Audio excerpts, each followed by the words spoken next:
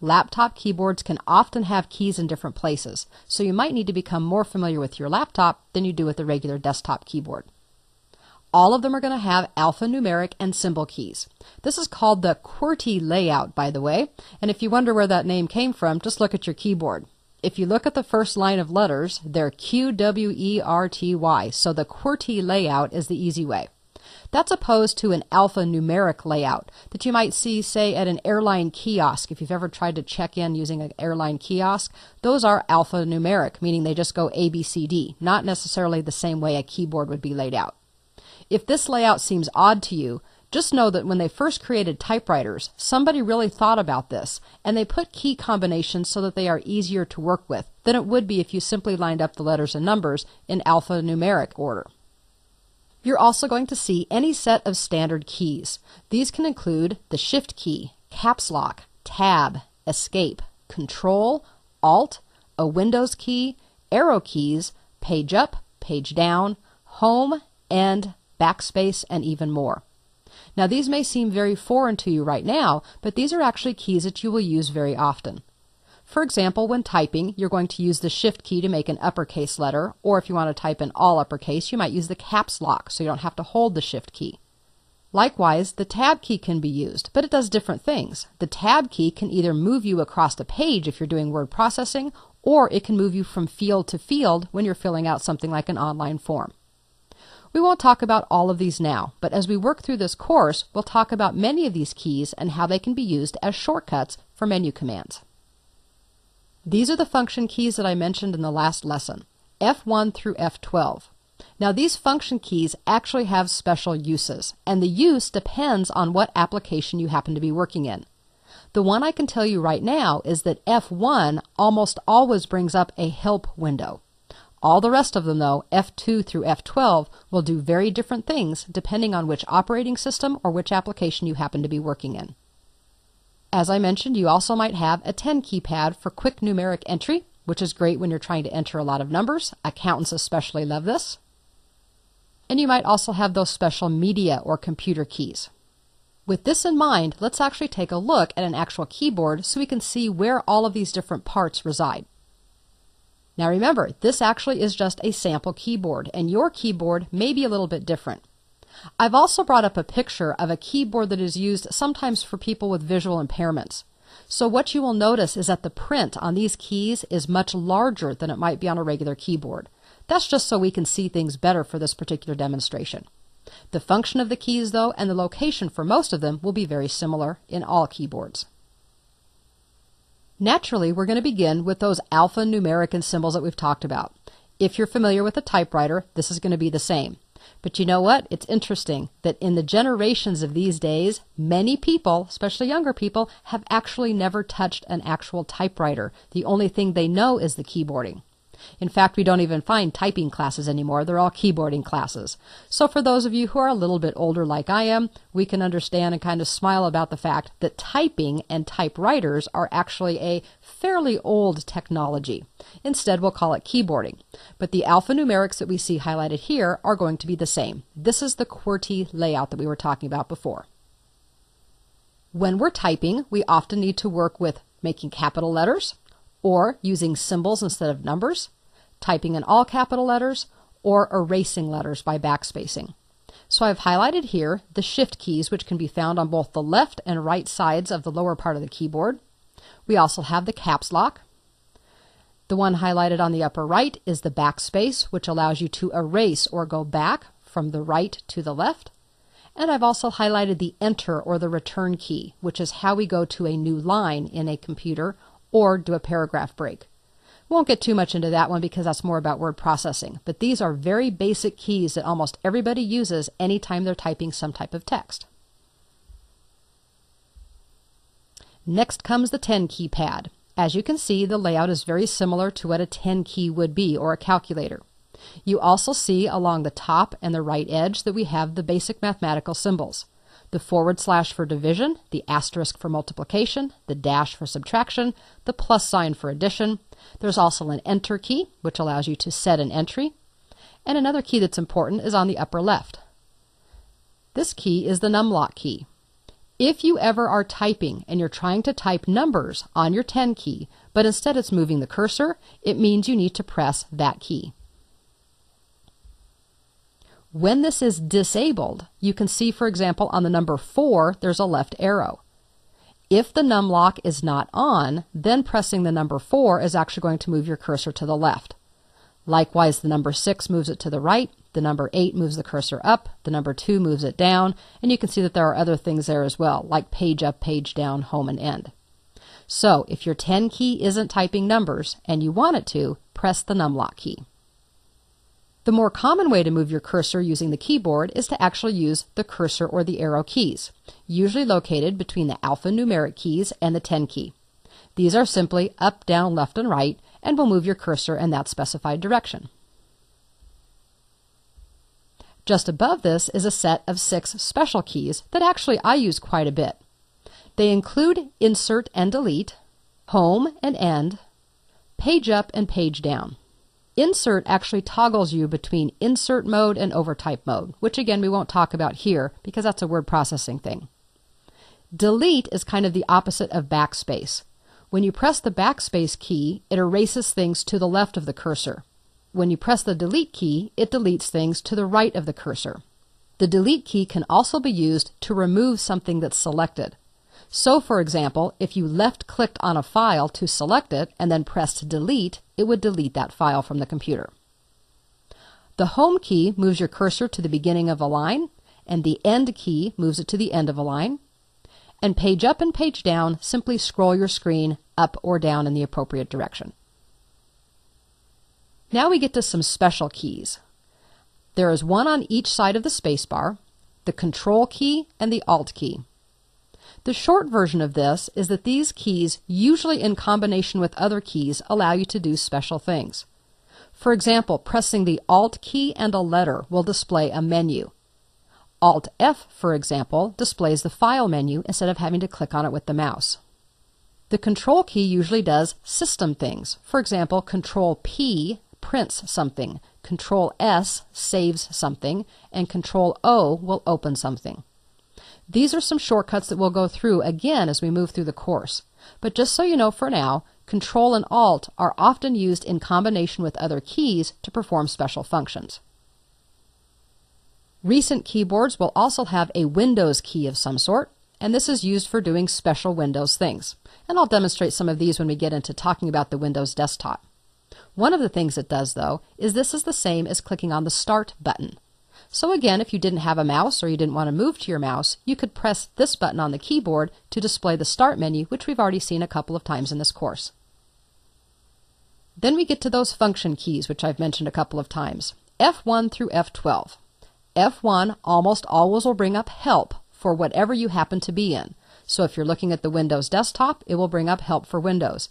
If you were in Microsoft Word, it would bring up help for Word. The rest of the function keys do very different things depending on the specific application that you're in, and that's part of learning about those software programs. The last key that we'll talk about is the Escape key. Now I love the Escape key because it does some nice things. Basically, the Escape key lets us back out of something. So if I selected something and I didn't want to go ahead and click on something inside of that, I could press Escape to get out of it. If I display a menu, it will hide the menu. If I opened a dialog box, pressing Escape will close the dialog box without having to click or without having to make a choice. We'll talk more about the Escape key as we work with some special applications as well. So now when you look at the keyboard, you can see that instead of just being a whole bunch of buttons, they actually are located in specific areas, and those areas tend to do specific things. You may or may not use all of the buttons, and I don't care if you do. What I do care about is that you're familiar with what each of these can do, even if it may have a special function within a certain piece of software or application. So when you want to use the keyboard, what do? Well, I think everybody knows that we can simply press the key. So if I want to type ABC, I'll press the A key, the B key, and then the C key one at a time. What you may not have known, unless of course you happen to do it on accident, is holding down a key repeats that key entry. Now you can adjust how long of a delay there is before it starts to repeat and then how fast it repeats. And these are some of the keyboard settings that we'll talk about in the next lesson. Also know that there are special key combinations. When I just said you wanted to type ABC, I said you would press A and release it, then B and release it, and C and release it, and that would type those 3 letters. But sometimes you actually want to hold down multiple keys at the same time. For example, when I said you could do Alt-F for the File menu, you want to press and hold the Alt key, and then press the F key while you're still holding Alt in order to do that. And other things, for example, Control-Alt-Delete, which is a very common combination to do things like restarting your computer, you need to hold down all 3 of those keys at the same time. Anytime you want to do some plus sign between it, and that's how you know that you should be holding them down instead of pressing them individually. Alt plus the letter key, for example, Alt-F as I mentioned, is a common combination, most often seen to access a menu instead of having to use the mouse. The Control key plus a letter key, such as Control-P, Control-S, or Control-O, is going to do some type of system command, like printing, saving, or opening a file. And then kind of the granddaddy of all key combinations to know, Control-Alt-Delete, when shown this way, means that you're going to hold down all 3 of those keys at the same time in order to execute whatever needs to happen. In this case, it will give you the option to restart your computer. Now that you're familiar with some of those, let's take just a few seconds to see how they actually can work using a keyboard on our computer system itself. From the Windows desktop, I'm going to double left-click on my Project Files folder. And then I'm going to double-click the Mouse and Keyboard Skills document. And that actually opens this document up. Now we can do a lot of different things with the keyboard that will be easy for you to see using a word processing document. And we'll start off by using the arrow keys, the set of 4 keys between the 10 keypad and the main set of keys on your keyboard. You'll notice that right now there's a blinking cursor, a blinking vertical line before the W in Welcome to the World of Personal Computing. I'm going to walk you through the keys that I'm pressing to show you how I can move the cursor.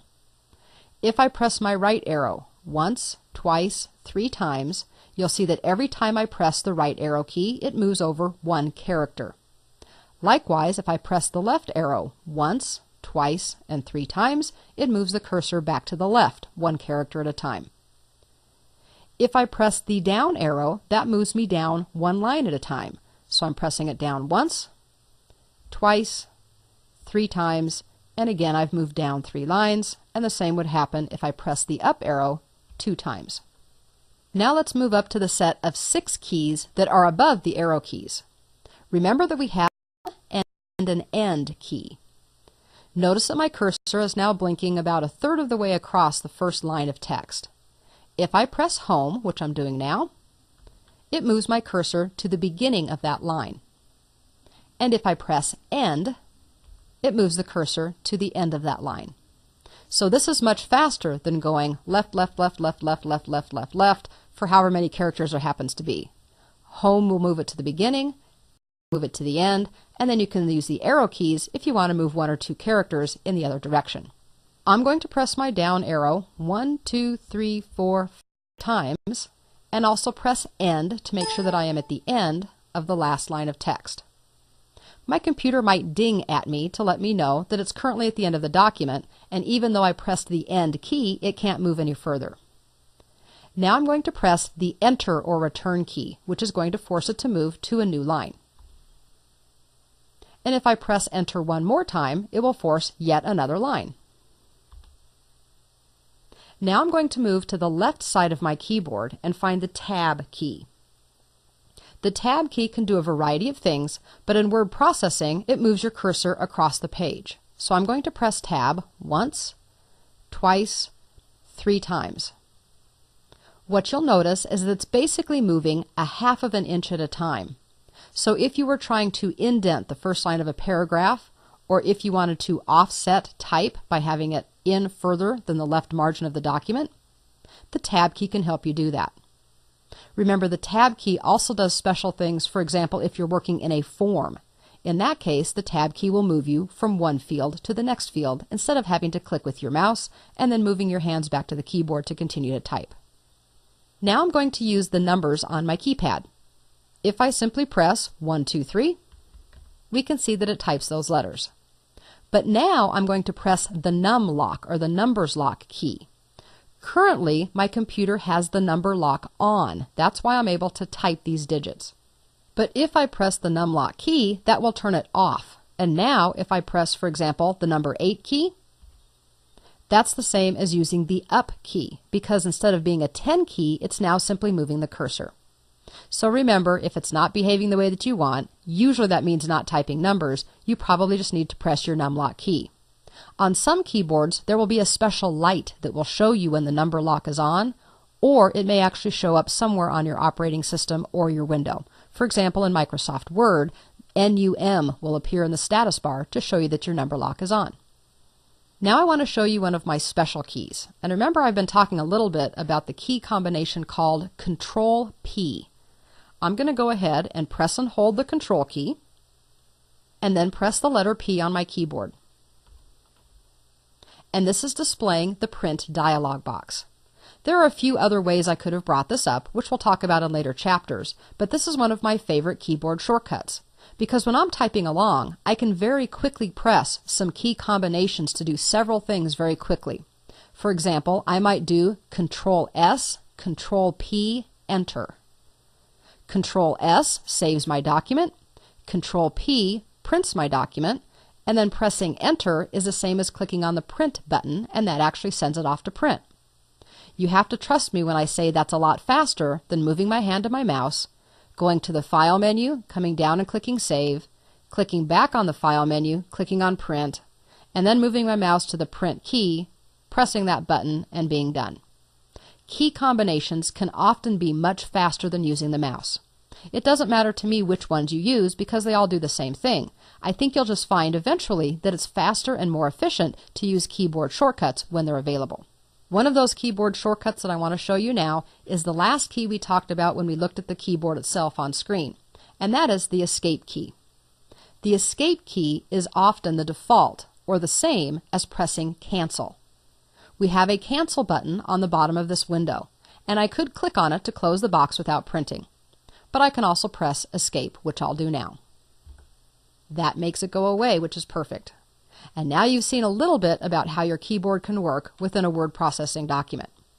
I'm going to move over to the right side of this window and do a single left click on the red X to close it out. Since I've added some changes, I am not going to save these changes. So I'm going to do a single left click on the button that says Don't Save. Then I will also close out the folder by clicking on the red X on the top right side of its window. Before we finish up though, I promised I would show you an example of an on-screen keyboard. So I'm going to click on my Start button. If you're using Windows Vista or Windows 7, you'll be able to do exactly the same thing I am. If you're using Windows XP, this option isn't available, at least not quite as easily. So let me just demonstrate it to you here. I'm going to type on-screen keyboard.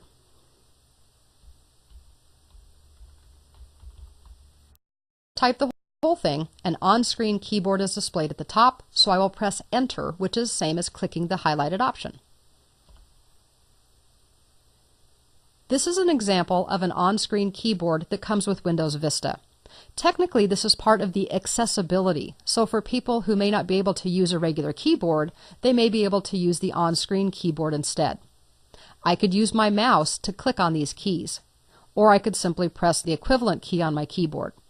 The point is that this is what you might see on a lot of mobile devices or things that have touch screens.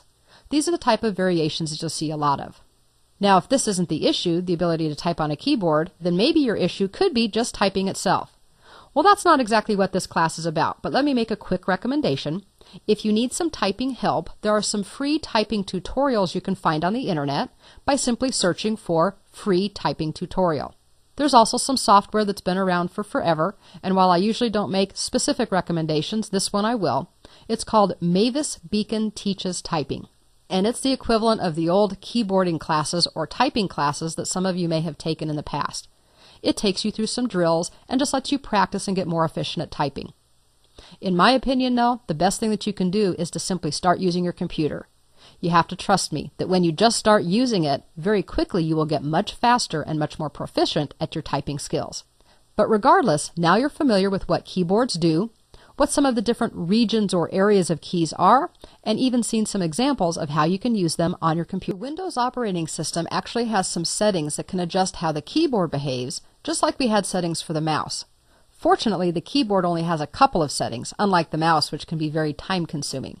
Let's go ahead and take a look at these, though, by moving down to the bottom left of the screen and clicking on our Start button. If you're on Windows XP, you would then need to click Control Panel and then double-click your keyboard settings. On Windows Vista and Windows 7, we can simply type Keyboard.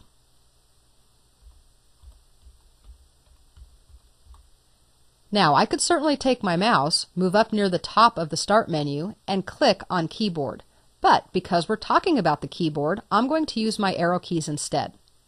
On-screen keyboard is currently highlighted, but if I press my down arrow twice, once, twice, then it highlights the keyboard command I actually want. Then I can press Enter on the keyboard to launch this. Now I'll move up and we'll take a look at the couple of options that we have here. For the keyboard, they include the repeat delay and the repeat rate. The repeat delay determines how long, if I hold down a key, before the computer starts to repeat that letter. So for example, if I held down the letter A, would it immediately start typing A, or would there be a little bit of a delay? The second thing is how fast does it repeat? So let's do this. Let's first of all click and drag and move the delay to a long period of time, and likewise move the repeat rate to slow.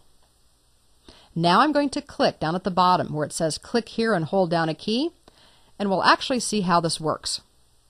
Now I'm going to do some counting because you can't actually see. I'm going to press and hold the A key, and then I'm going to count so we can see how long until the second A appears. And then we'll also see how fast it repeats.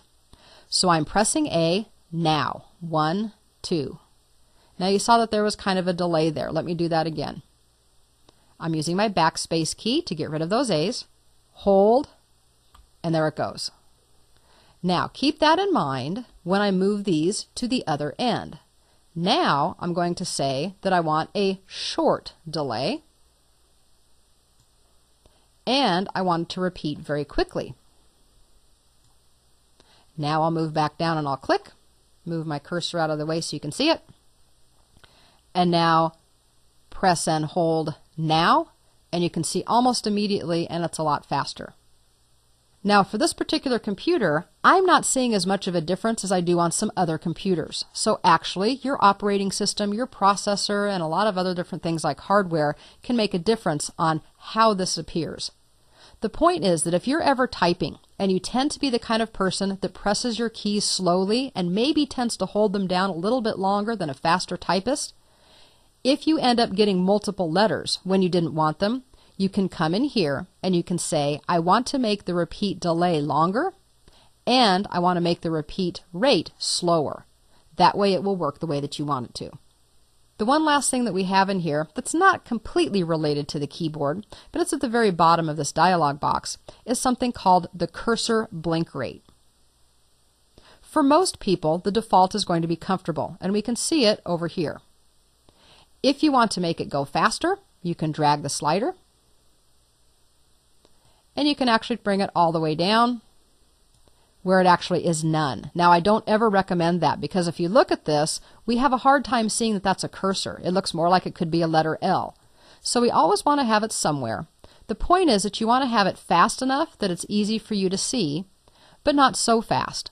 And honestly, one of the reasons they added this is because they have found the blink rate for people who may have seizure tendencies can actually cause them to have small seizures, sometimes larger ones. That's not something we want. So for most of us, it's just going to be an optical thing. How do we want to see it? But for other people, there may be some medical reasons why you want to slow down your cursor rate. That's all we wanted to look at. So I'm going to go ahead and click Cancel because I don't want to save any of these settings.